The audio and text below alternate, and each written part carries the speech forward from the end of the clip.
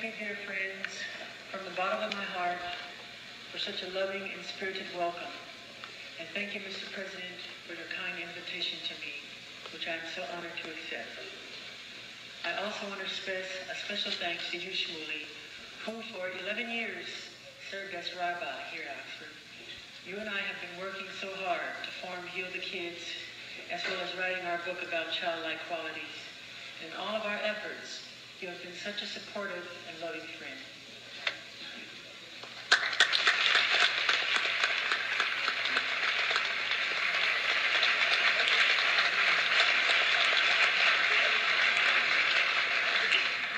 I also want to thank Toba Friedman, our Director of Operations at Heal the Kids, who is returning tonight to the alma mater where she served as a Marshall Scholar, as well as Marilyn Pills, another central member of our Heal the Kids team.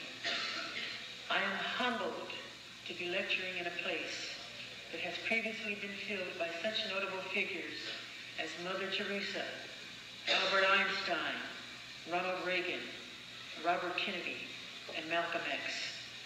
I've even heard that Kermit the Frog made an appearance here. I've always felt a kinship with Kermit's message that it's not easy being green. I'm sure he didn't find it any easier than being up here than I do. As I look around Oxford, I can't help but be aware of the majesty and grandeur of this great institution, not to mention the brilliance of the great and gifted minds that have roamed these streets for centuries.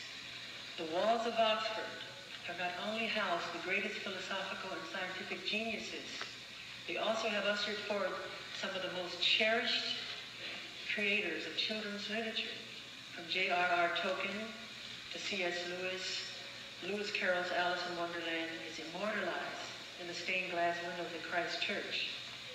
And even one of my fellow Americans, the beloved Dr. Seuss. He graced these halls and then went on to leave his mark on the imagination of millions of children throughout the world. I suppose I should start by listing my qualifications to speak before you this evening. Friends, I do not have to claim an academic expertise of other speakers who have addressed this hall.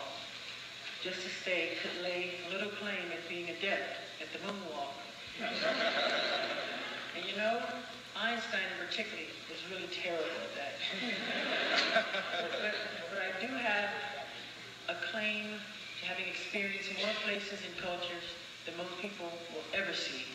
Human knowledge consists not only of libraries and parchments and ink, it also comprises of the volumes of knowledge that are written on the human heart, chiseled on the human soul, and engraved on the human psyche. And friends, I've encountered so much in this short lifetime of mine that I still cannot believe that I am only 42. I often tell Shmuley that in so years, I'm sure that I'm at least 80. And tonight, I even walk like I'm 80. So please hearken to my message, because what I have to tell you tonight can bring healing to humanity and healing to our planet. Through the grace of God, I have been fortunate to have achieved many of my artistic and professional aspirations, realized early in my lifetime. But these, friends, are accomplishments, and accomplishments alone are not who I am. Indeed, the cheery 5-year-old who belted out Rockin' Robin and Ben to adoring crowds was not indicative of the boy behind the smile. Tonight, I come before you less as an icon of pop, whatever that means, anyway, and more as an icon of a generation that no longer knows what it means to be children. All of us are products of our childhood, but I am the product of a lack of a childhood, an absence of that precious and wondrous age when we frolic playfully without a care in the world, basking in the adoration of parents and relatives, where our biggest concern is studying for that big spelling test come Monday morning. Those of you who are familiar with the Jackson 5 know that I began performing at the tender age of 5, and that ever since then, I haven't stopped dancing or singing. But while performing and making music undoubtedly remained as many of my greatest joys. When I was young, I wanted more than anything else to be a typical little boy. I wanted to build tree houses, have water balloon fights, and play hide and seek with my friends. But fate had it otherwise, and all I could do was envy the laughter and playtime that seemed to be going on all around me. There was no rest for my professional lifestyle, for on Sundays, I would go pioneering, the term used for the missionary work that Jehovah's Witnesses do. And it was then that I was able to see the magic of other people's childhood. Since I was already a celebrity, I would have to put on a disguise, a fat suit, a wig, a beard, and glasses.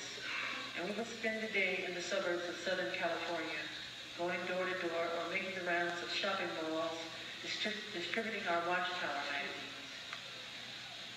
I loved to set foot on all those regular suburban houses and catch sight of the fireplaces and lazy boy armchairs, with kids playing Monopoly and grandmas babysitting all those wonderful, ordinary, starry scenes of everyday life. Many, I know, would argue that these things seem like no big deal, but to me, they were mesmerizing. I used to think that I was unique in feeling that I was without a childhood.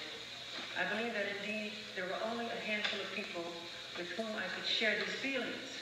When I recently met with Shirley Temple Black, the great child star of the 1930s and 40s, we said nothing to each other at first.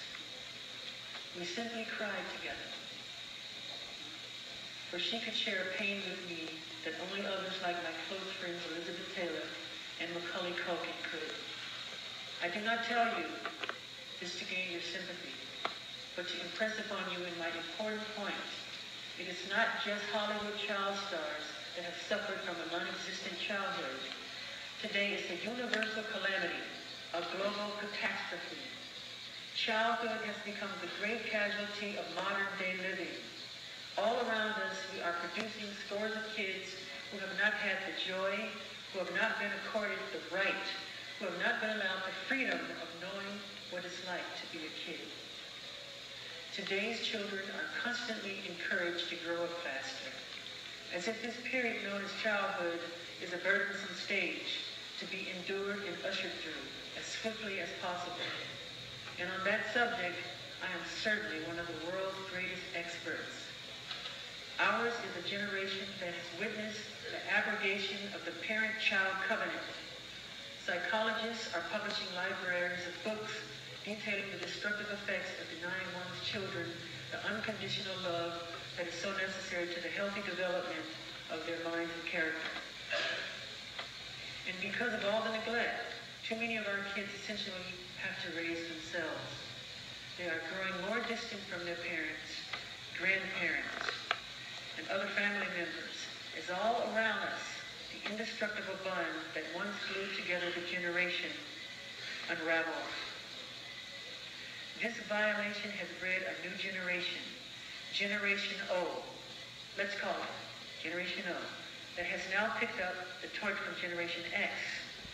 The O stands for a generation that has everything on the outside: wealth, success, fancy clothing, and fancy cars, but an aching emptiness on the inside. That cavity in our chest, that barrenness at our core, that void in our center, is the place where the hearts once beat and which love once occupied. It's not just the kids who are suffering, it's the parents as well.